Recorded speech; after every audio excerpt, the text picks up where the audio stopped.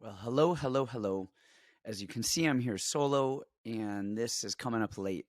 We tried to get Brandon on and doing, but he is sick. I don't know what is going on with him. Arizona, everybody I know is sick.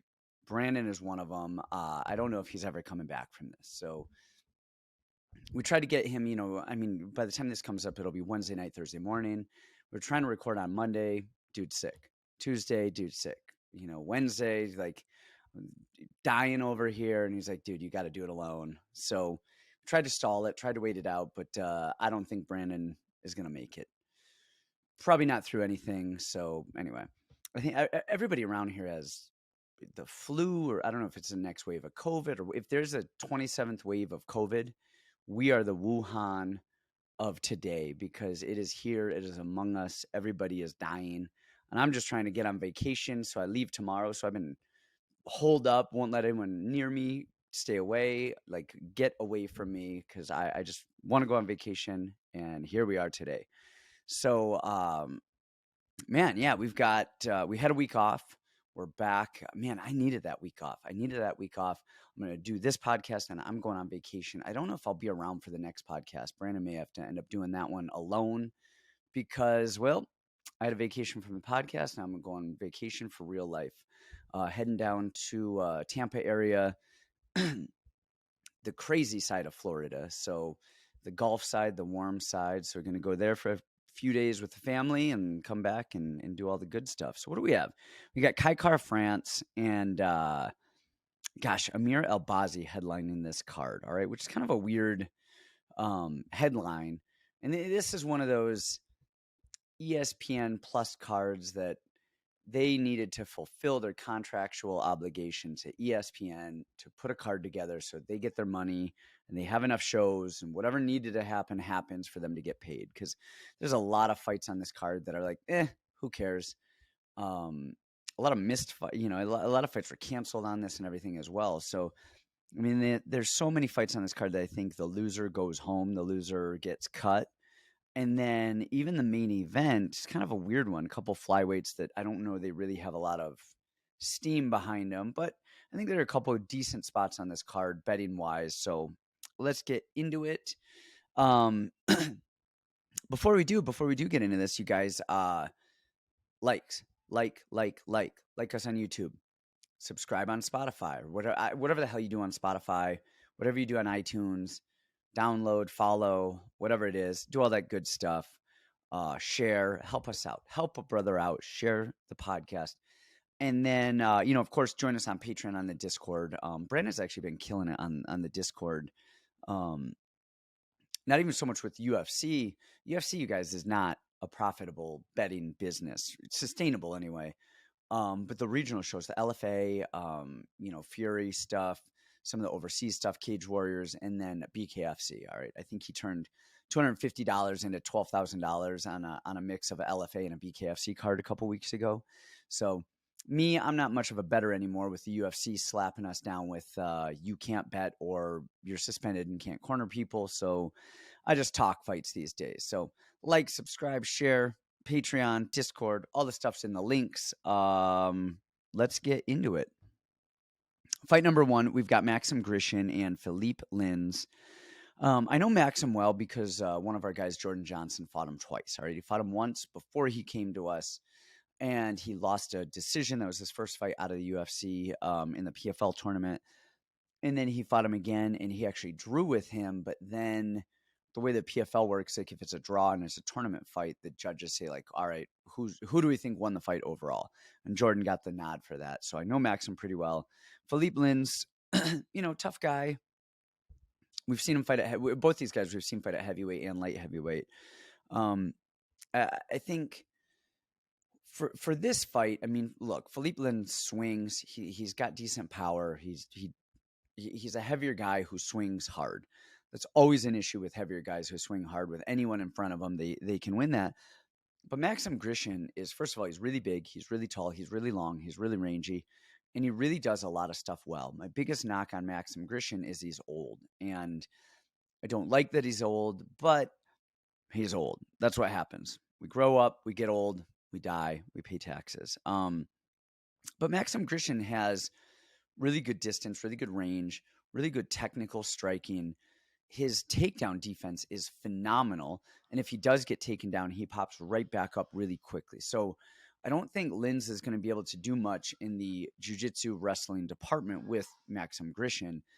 Um, eh, Grishin, he has a good jab. He has really good head movement, good reads.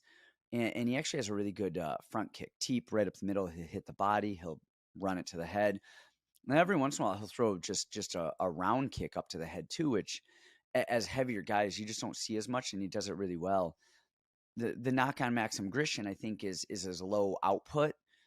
At heavyweight, that's not as big of a problem as it would be at flyweight, but I don't know that that's going to matter because I think Philipe Linz is going to be the one pressing and going to be in his face. So I think Grishin is going to have to fight more than he would normally fight, but I think he's so much more technically sound than Philipe Linz that I think, honestly, I think it's going to even work in his favor as well. So I like Grisham here. And just a note, I'm not sold on any of these yet in terms of my love them and like them picks for the Discord. I'm kind of just talking at this point, like, all right, I lean this, I like this and that. Doesn't mean I think these are solid bets because a lot of these fights are kind of, I don't know, they're just not the best fights. They're very competitive, and a lot of them. We always tell you guys don't bet on bad fighters. Okay, so not that these guys are bad fighters, but they're not necessarily good fighters. And when I say good fighters, I mean like guys on big winning streaks at the top of the division or guys who are 10-0 coming in. A lot of the fighters on this card are, if you lose, you're going home. So these are guys who are in the UFC who are fine fighters, but in terms of like good fight IQ, winning streaks, doing the right stuff, this is not the card filled with all of these top prospects who are 5, 6, 8. No, these are guys who are 2 and 4 in the UFC and the losers going home. So anyway, like Maxim here. Next up, we have Luan Lacerda against Damon Blackshear. And Lacerda, it's funny. He's, considered a jiu-jitsu guy, but he will stand up quite a bit. Stand up wise, predominantly kicks. He has that Brazilian Muay Thai kind of plod forward kick. He's fine. He's serviceable on the feet. He doesn't have bad wrestling. He has a couple of decent takedowns, but you could tell he's not a great wrestler. And so he'll get a takedown right off the bat, or he'll shoot right off the bat. It'll be a good timed, well-timed takedown. But as the fight goes on, those takedowns don't happen as much, and he starts shooting from really far away and really not even far into the fight. Like pretty soon, like he'll shoot 1 or 2 good takedowns if he gets it great. And after that, he's kind of reaching and running and going. But more so than anything is he'll shoot and pull guard. So we saw that in his last fight before he hit the UFC. He shot in, got some really nice takedowns. Opponent popped up. And then as the fight went on, I thought he was losing that fight. And he shot in, pulled guard, and just, man, I forget his opponent's name, but just was too comfortable being on the ground with somebody that good and ended up getting swept, his back taken, whatever. And Lacerda is really good on the ground. So he's legitimately really good. Damon Blackshear is actually really good. He's just one of those guys. I just don't know that he knows how to put it all together yet. He's decent striking. His wrestling's not amazing, but his jiu-jitsu is pretty good. He's kind of rangy. Honestly, one of my biggest knocks on him right now is that he is at Jackson's. And traditionally, old Jackson's, we think of like Jackson's MMA with Greg Jackson. And Greg is just not that involved anymore. And it's more Mike Winklejohn. And a lot of the high-level people have left. So there's just not a really big stable of fighters there. There's not a really big stable of coaches there. I don't really know what Blackshear is doing there and why he stayed there. He's at elevation, so there's that. He had a good skill set going in, so there's that. He had a lot of regional competition, so there's that. But him being at Jackson's right now, all things considered, I don't look at as a net positive. I don't know if I look at it as a net negative, but it's not doing anyone any favor staying at Jackson's at this point. Now, he fought Fareed Basharat last. Had some really good moments in that fight, but Basharat's are really good, man. It's like Albazi trains with those guys. Trained with them back overseas, and now he trains with them at Extreme Couture in Vegas. And then he fought Yusuf Zalal on a few days notice, short notice type of thing, and a kind of another weird one. I lean Blackshear here because he is kind of in and out. He does have a decent sway and a good rhythm as a striker. He's got a long jab, and he doesn't just stand there and plod around. And I don't think that Lacerda is going to like really beat him up with these middle kicks that he throws nonstop. And I kind of lean Blackshear. My only issue with this fight with Blackshear, not my only issue, it's not like I'm super high on Blackshear and I just think Lacerda is horrible. I kind of like Blackshear here in this spot. I think he's good enough all around, but I think he's a little bit better striker, and I think he's a little bit better MMA fighter overall than Lacerda. But my issue though is that does Blackshear, because he has good jiu-jitsu, does he get too comfortable in the jiu-jitsu department where he gets caught, he gets sloppy, he's like, oh, I'm good here, and then he's not actually good here. So I think if he's very conservative with the jiu-jitsu and he doesn't get overconfident with the jiu-jitsu, I like Blackshear here against Lacerda. So, all right. Next up, we've got Jinh Frey and Elise Reed. And I know Jinh Frey pretty well because she fought Vanessa Demopoulos. And we were game planning. So of course, I watch a lot of film and I game plan and I do all of this. And, we kind of came up with this game plan for Vanessa for Frey.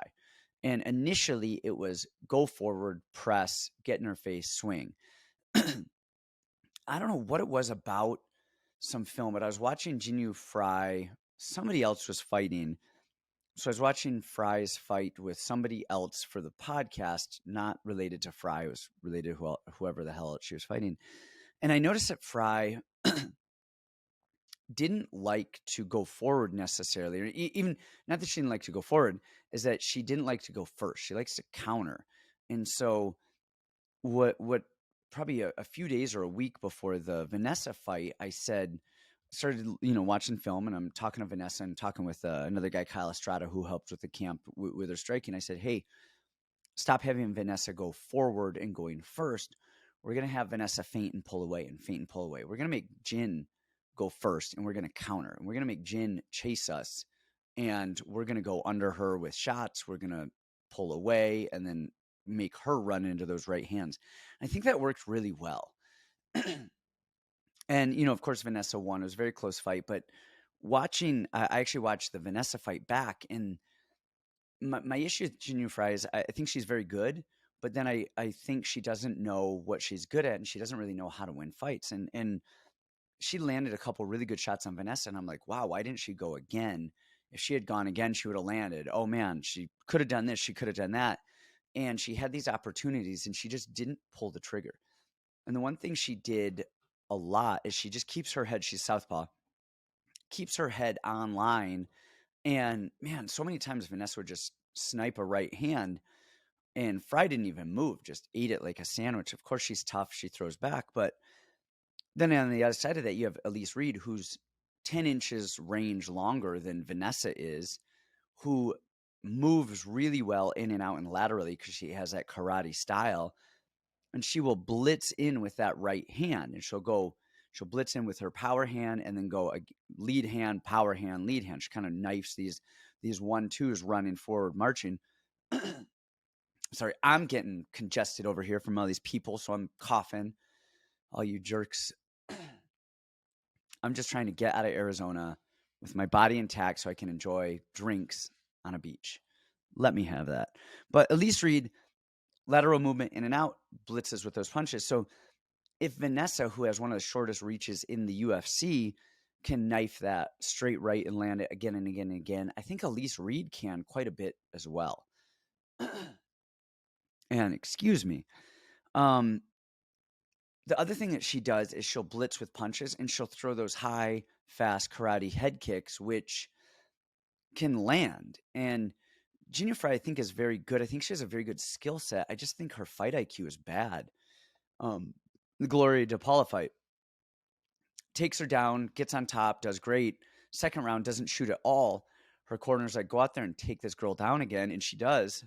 But it took to the third round to do that. What is going on here? And people like to compare the Gloria DePaula fight with Elise Reed, where Elise Reed just, they think, oh, you take her down, you beat her up. But Reed, first of all, her takedown defense is better than Gloria DePaula's. It's getting better. She's tall and rangy and knows how to like frame and make life hard. And then if she does get taken down, she's no world beater on the ground, but at least she tries to get back up and she's doing some of the right stuff. With hesitation, because I don't think I can trust Jinh Frey to just Frey, whatever it is, to go out there and blast double for 15 minutes and just run, push Elise to the cage, lift her up, throw her down. I kind of lean Elise Reed here, and I've never been overly high on her, but yeah, I think I'm going Reed here, and that's a wrap. All right, next up, we've got Johnny Munoz, Daniel Santos. We talked about this when this fight was supposed to happen recently, so I'm not going to go too much into it. I'm on the Daniel Santos train here, man. He's good. He does a lot of stuff well. His wrestling is significantly improved. His striking is pretty good. Man, he's tough. He knows how to win. Johnny Munoz, I think is good. I think he's one of the few stylistic fighters there is left. All right. So what he does really well, man, is he does when he goes all out and he just blasts a double or he gets a body lock and throws you down, he does well. When he tries to be too technical is when he doesn't do well. We saw it. I'm going to click on here really quickly on Johnny Munoz.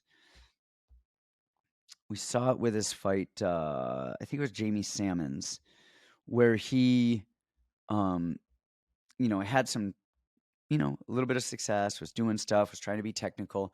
Then the end of the day, just like blast doubled him, ran him down, jumped on his back, choked him out. So I don't know. I don't think he's going to do that with Lacerda. I think Lacerda's jiu-jitsu is a little bit too good. He does too much of the right stuff. He knows when to bail. Lacerda. I'm sorry, Daniel Santos. But I like Daniel Santos here. That's all you need. Next up, we have Andrei Arlovski and Dontel Mays. And, before I watched tape on this, I was like, oh, this is probably a Dontel Mays fight because Arlovski is old and chinny, and he's Arlovski. Has been fighting since the dinosaurs were roaming the earth. And Dontel Mays is decent and young and tough and athletic. And, we thought he was going to beat Hamdi, and he didn't, but maybe blah, blah, blah. I'm looking at his last fight, and holy shit, he looks slow as hell. His first fight in the UFC and his Contender Series fight, he looked fast, he looked dynamic, he moved well.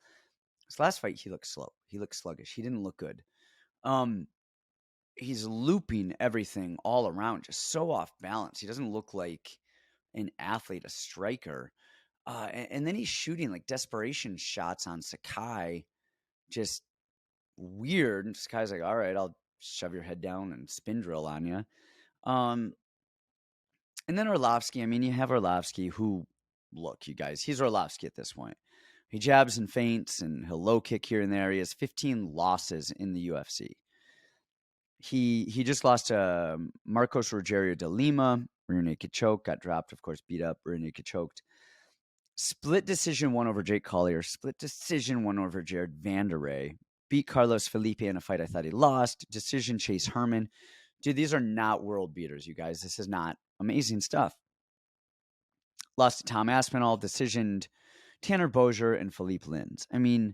He's doing the bare minimum at this point to win these fights. But the thing with Mays is, like, look, he can absolutely land some looping punches around the guard of Arlovski, who has traditionally reached with his hands and kind of pulled his head back when people swing on him. And that's where those big overhands come into play.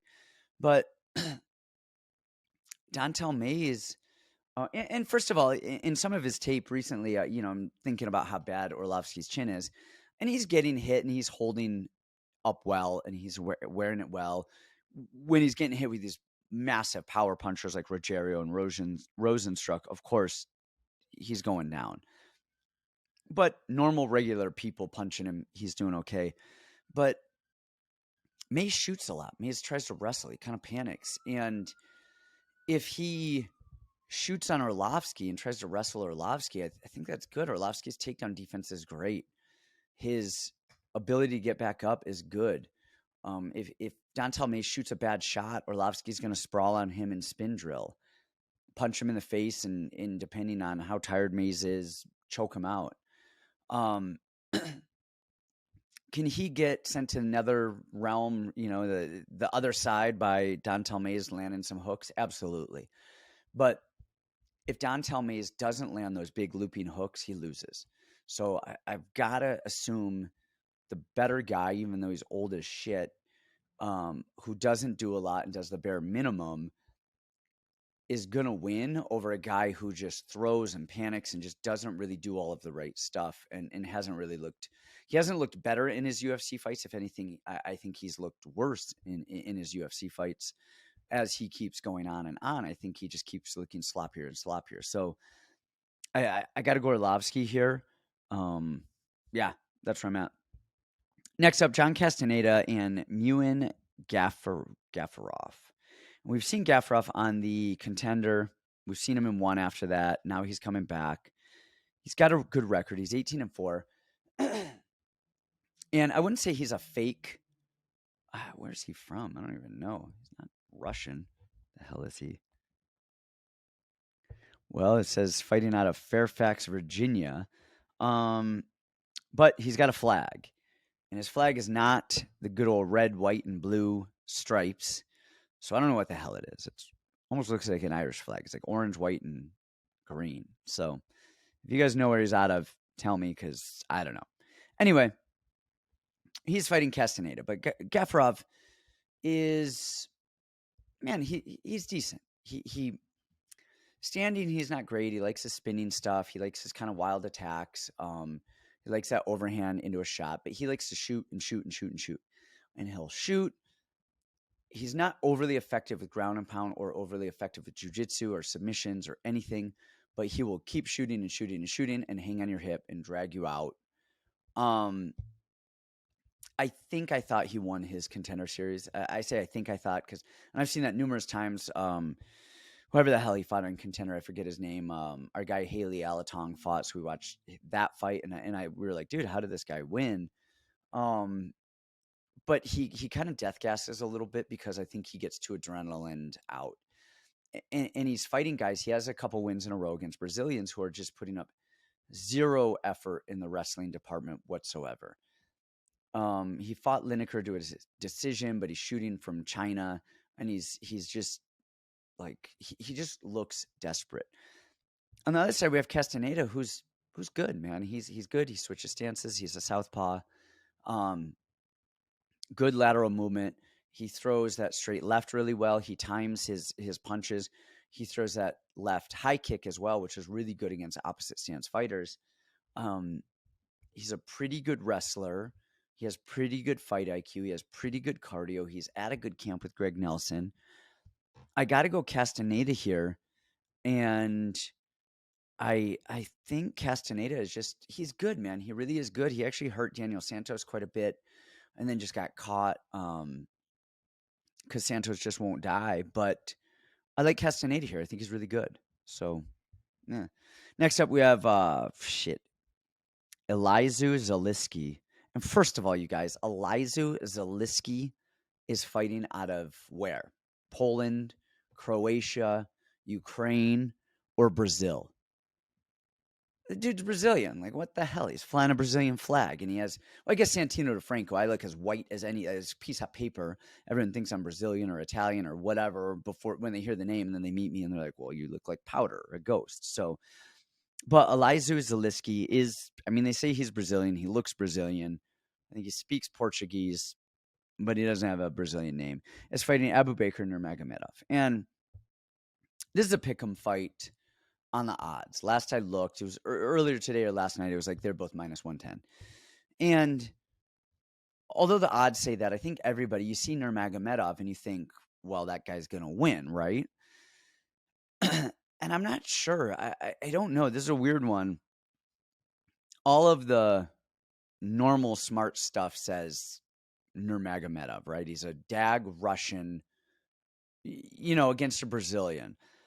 But he kind of death gasses, and in round one, I think Nurmagomedov wins round one. All right, I think he's going to get some takedowns because Zaleski's takedown defense is really not that good.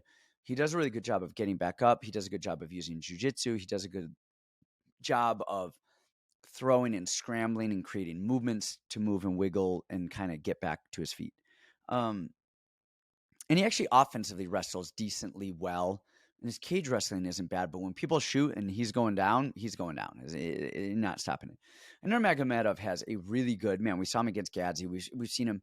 He can wrestle. He really can. He can wrestle well. He has a really good timed double leg where he just snatches people right off the feet, redirects head on. Usually with traditional wrestling, if my head is on my left of, the person I'm wrestling, so it'd be their right hip would be in line with my left hip.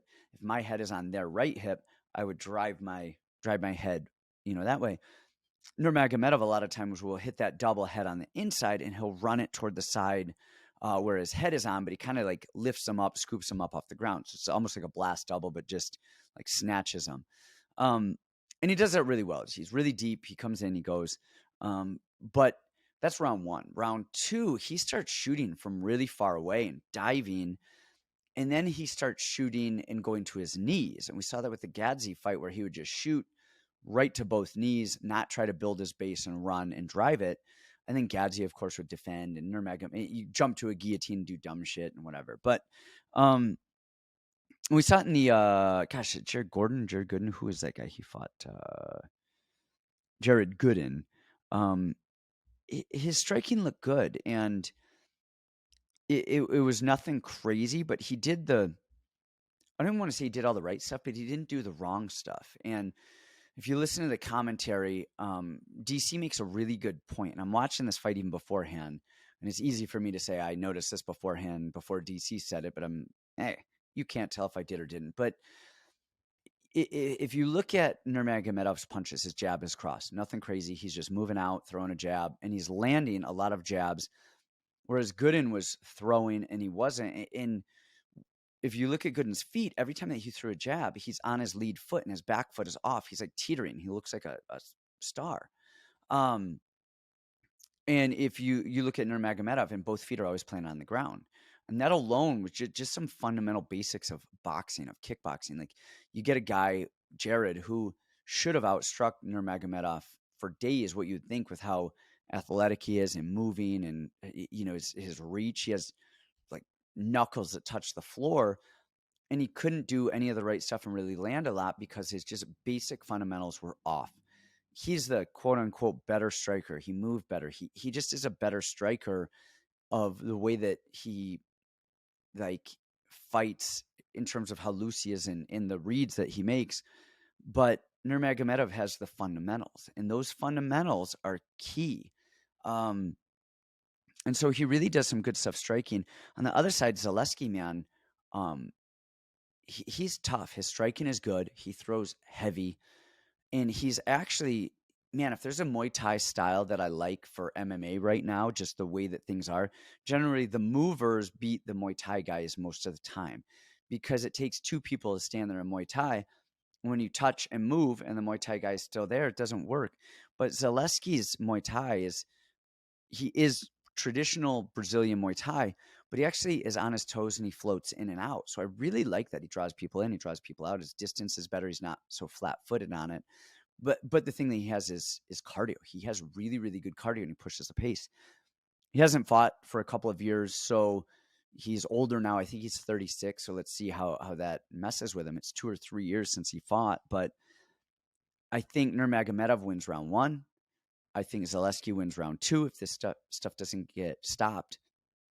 And then who wins round 3? Or geez, man, it's late. You could tell. I think Zaleski, Nurmagomedov wins round 1. I think Zaleski wins round 3. So who wins round 2 and how much? Who does round 2 go to if it goes to a judge's decision? Can Nurmagomedov win enough of that round to steal it before he tires out? I kind of think that the smart answer is yes. And I'm kind of leaning towards Zaleski for the win, if that makes sense. I think the smart answer is, Nurmagomedov, but I think the cardio of Zaleski is going to lead to some big moments somewhere along the line. And I think I like him to get the upset here, which is insane to me because I never pick Brazilians over Russians. I don't know. Maybe I do. Maybe I don't. I don't remember anything. I have a pea brain. I think this is an absolute pick'em fight. And I think, but I have to go with the cardio on this one. That's what I'm going with here. I think cardio aside, I would go Nurmagomedov every day. And then I'm leaning Zaleski because of that cardio. And what I think this means is if you're just basing your bet on this fight off of my prediction, just probably don't bet this fight. It's probably pretty close. All right, next up we have Jamie Mullarkey, Muhammadjan Naimov. Now, all right, I don't know where Naimov is from, but he has the same flag as Gafarov. So I'm going to click on Naimov and see if I can get answers. Ah, shit. This dude says Denver, Colorado. That's not a country. You guys got to tell me what flag this is.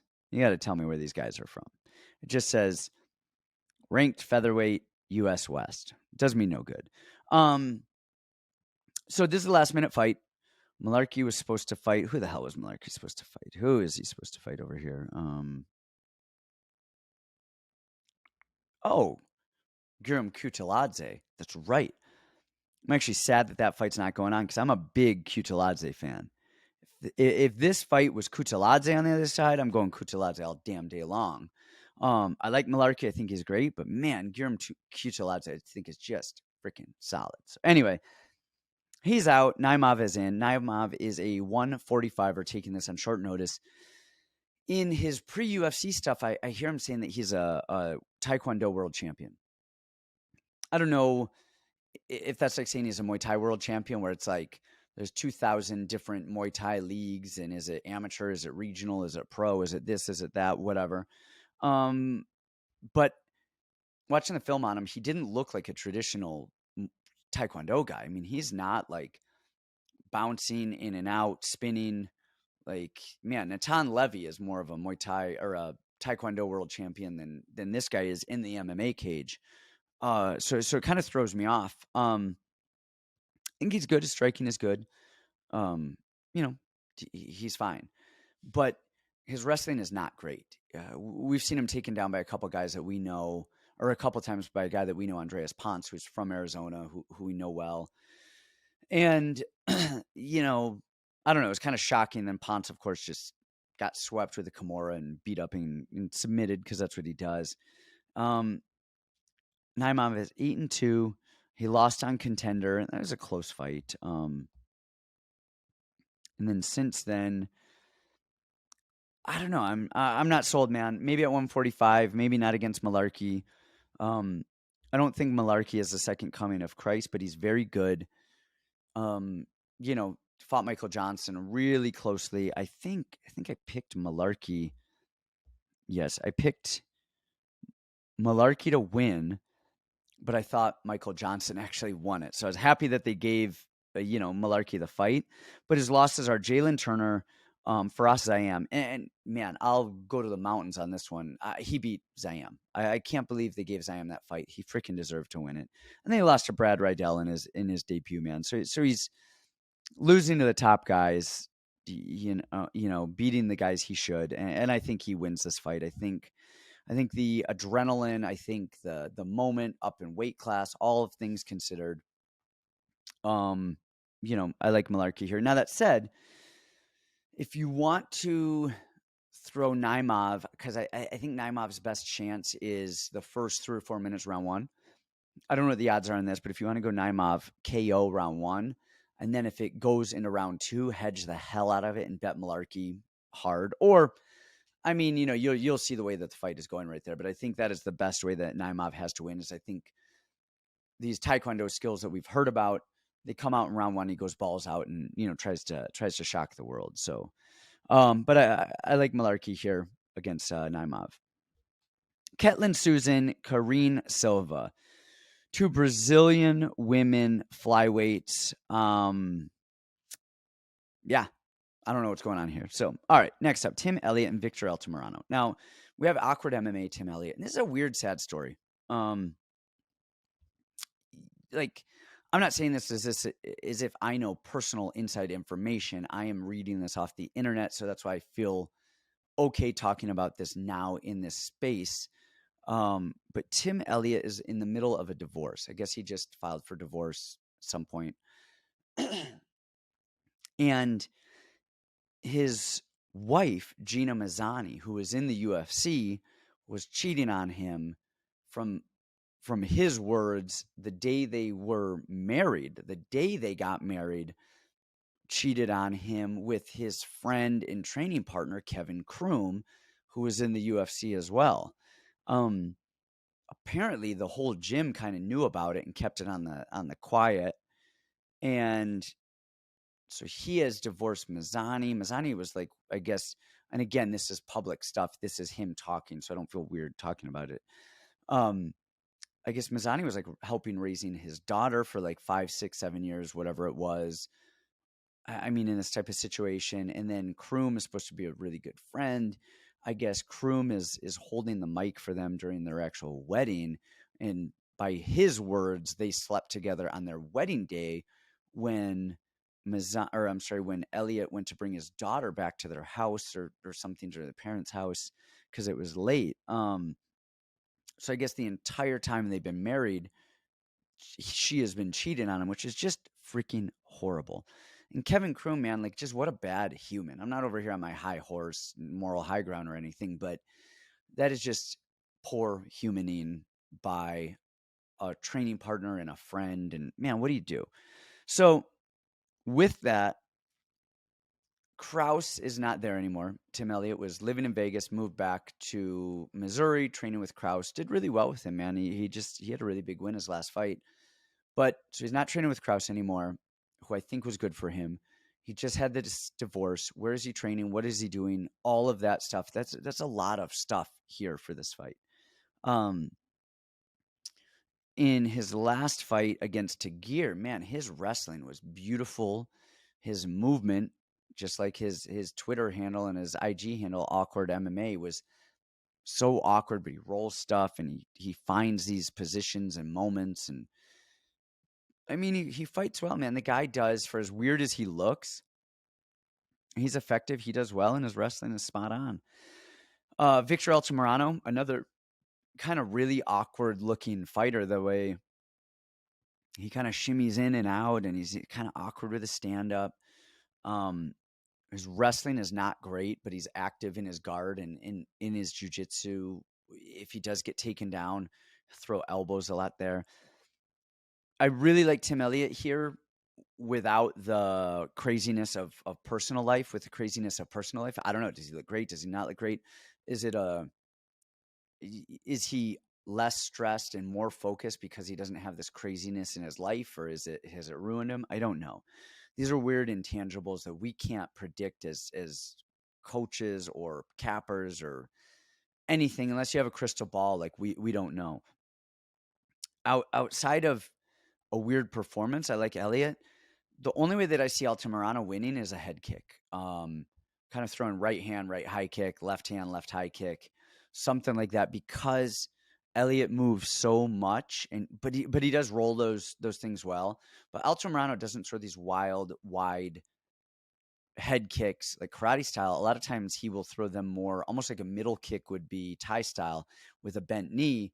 So I think that Elliott could roll into one of these things, but I mean, if he's going to win, I think that's Altamirano's best shot. That said, I think Elliott probably wins this. All right. Next up, Jim Miller, Jared Gordon.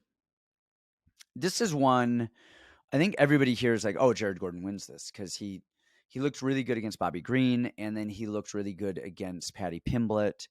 Jim Miller's old and didn't look great against Alex Hernandez. I'm going the other way. I actually thought I think Jim Miller wins this, and initially I thought Jared Gordon was all right. This is the guy. He's going to win this. This is kind of a lock. And then as I'm watching tape, I'm like, oh, I actually completely think it's the other way.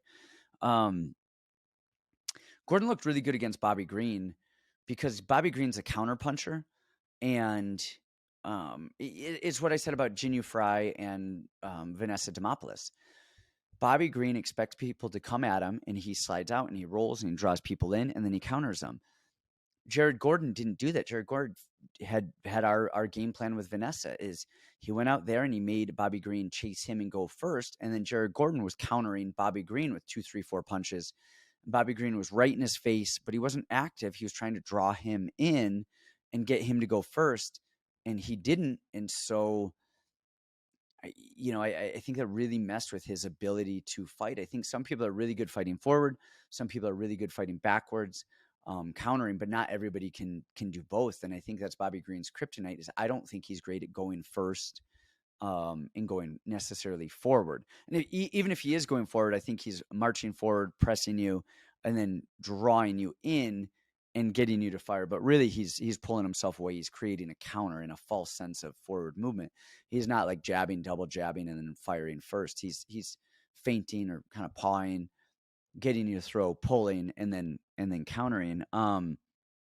And with Jim Miller goes first. He goes forward, but he throws going forward. He is all guns blazing going forward, and he's a southpaw, and he has that good right hook. And Jared Gordon shells up. He does this high shell, which I kind of like, generally for the most part. Bobby Green had a really hard time getting through that because Bobby is throwing kind of head level and a lot of things looping, where those things aren't going to get through that high shell guard, where Jim Miller throws a lot of uppercuts and a lot of like 45-degree jabs up the middle as he goes. And then he has that really good right hook. I think the volume and the forward pressure goes to Jim Miller. Is Jared Gordon going to start shooting and risk getting thrown in a guillotine by Miller? I don't know. I don't think so. And then Miller on the other side of that with Hernandez. Hernandez is really long compared to like Gordon, compared to Jim Miller. He was really fast and his volume was through the roof. Jared Gordon is not that guy. Jared Gordon's volume is low. He's short and he has a high guard, and he doesn't have that volume. Jim Miller fades a little bit. He definitely tires out, but he generally tires out due to wrestling, not due to striking. And if Jared Gordon isn't going to like heavily wrestle him, I don't know that's going to tire him out. So I like Jim Miller here, and I didn't think I would. And I think Jim Miller is going to be a much bigger 55er as well. I've stood next to Jared Gordon, and he is really much smaller than I expected a 55er to be, in the UFC. So I like Miller here. Next up, we have Alex Caceres, Daniel Pineda. And this is one that I didn't know how I was going to go before I watched tape, because Pineda looks really good against Tucker Lutz, but Tucker Lutz is kind of slow. He does a lot of stuff well, but he's not overly dynamic, and he's not long, and he's not rangy. But Pineda's wrestling is really good. His boxing is really good. He looked good there. With Feely, he didn't look great, but he's got good wrestling. He does a lot of stuff really well. Caceres is Caceres. We've seen him fight 1,000 times at this point. We know what we're getting. Kind of long, rangy, moves really well, good volume with his hands, and he likes his high kicks, and he likes the awkward angles. Sometimes he's really off balance. Sometimes he steps himself out of position to counter and to throw and to do stuff, because his basic fundamentals could use a little bit of tightening up. Good jiu-jitsu. He's crafty. Significantly better wrestling, both offensive and defensive over the years. He's that vet. He's that tough guy. Pineda, I'm going Caceres here. So there's no secrets. And the reason I'm going Caceres here is Pineda's head movement. He moves his head really well, but we've seen Andrei Feely in that fight where Andrei Feely will throw 3 punches. He'll miss the first 2, but he'll land that third. The same way that Julian Erosa got knocked out by Caceres is Caceres threw his left hand and then his left high kick right afterwards. The left hand wasn't anywhere near it, but Erosa baited on it so hard, and then that left kick came trailing up, where I think the combination of range, volume, and high kicks with Caceres, you mix that in with the footwork and all of the other stuff that he does well. And I think it's just a matter of time before he catches Pineda, who's 37 now, who's had his chin tested a little bit. Yeah, I think even if it goes to a decision, I think there's going to be enough swings and misses on the Pineda side. But I do think Pineda is going to get some takedowns, and I'm curious to see how Caceres handles the wrestling of Pineda early. But he handled the Sadiq wrestling and all of that somewhat well. And I think Sadiq is just significantly better than Pineda. So I like Caceres for the win. Next up, main event, Kaikar France, Amir Albazi. Again, if you guys haven't, subbed on, what the hell is this, YouTube or Spotify, please do. We appreciate it. And then also comment. Let me know what you guys think about the fights coming up. If you agree or disagree with my predictions and stuff. If you guys are on the Discord or not, like chat, whatever. Don't be a dick. Like talk. We can have discourse on a YouTube comment. You can say, I don't agree with stuff, but whether you're going to be mean to me or somebody else, just don't be mean on the internet. There's just no reason for it. Just be nicer as a human. I'm a human too. Nobody likes to be yelled at. So anyway, we got Albazi and Kaikar France, which, like I said earlier, I don't know if I know what the hell is going on here with this. Flyweight division is very weak. They need a main event. They need an ESPN card. So maybe it does make sense. I guess I'm just Kaikar France and Amir Albazi. That's what I'm wondering. I think this was actually not supposed to be the original main event. I think the original main event was supposed to be Misha Tate and Mayra Buena Silva. I believe that was that. So this got bumped up. Now, Kaikar France has a lot of experience. 7-3 in the UFC. He's got wins over Askar Askarov, which was a really impressive win, especially considering the wrestling of Askarov and how well Kaikar France did in grappling overall. Knocked out Cody Garbrandt, but who hasn't at this point? Rogerio Bontorin, he beat as well. Lost to Brandon Royval and lost to Brandon Moreno twice. Beat Mark De La Rosa, beat Raulian Paiva. So he's beating all of the, mid to mediocre guys, and he's losing to just the best. And then on the other side, you have Amir Albazi, who's 16-1. His lone loss is 4 years ago to Shorty Torres. My phone's not working. I'm trying to scroll through. He beat Malcolm Gordon by triangle choke. He beat Zalgas by decision. He choked out Francisco Figueiredo, and he beat Alessandro Costa. He has not fought amazing competition, but he's finishing those guys in the UFC before the bell. So Gordon and who the hell did I just say? He beat two of them in the first round, Gordon and I'm an idiot, Figueiredo, and then his last guy Costa in the third round with the uppercut, and then he went to a decision with Zalgas. Zalgas is tough, man. I think the guy's 1-4 in the UFC, but he could easily be 4-1 in the UFC. Just those split decisions, those close decisions, he's just not winning them. So Zalgas is better than his record shows. So beating him by decision, he did it well. Man, where do we start? Amir is, he's trained with Bashrats for a while. And he kind of has a similar striking style, a little karate style, but not quite as traditional Taekwondo karate as those guys. Moves in and out. What I really like about his stand-up is his jab. He establishes his jab pretty well, pretty early. And he rocks back really well. He reads the range, so he'll throw, and man, he will get people to swing and miss by a very small portion, then counter back. Really good head movement, but he doesn't roll like crazy boxing head movement that's going to put him in danger. He just rocks out of the way, rocks backwards. So I really like that. His wrestling is great. Took Zalgas down, and he's a jiu-jitsu guy. For being a grappler, quote unquote grappler, his striking is really good. But I think one of the biggest things that I like about Amir Albazi is his patience. At first, you think, oh, he's kind of boring, but he jabs and he kind of waits, and he jabs and he kind of waits, and he's downloading, processing, kind of getting his rhythm, getting his range, and then he's finishing guys in round one. So in the striking department, he does a really good job of establishing his range and picking people apart. What I really like, what he did in his last fight against Costa, is as he level changes a lot. So of course he'll shoot to get a takedown, but then just as he's moving in his stance, if you guys can see me, it just kind of like bounces up and down a little bit. And he'll use that slight movement as a very, very slight level change. And then I tell this to my fighters, say, bounce your right hand or bounce your left hand.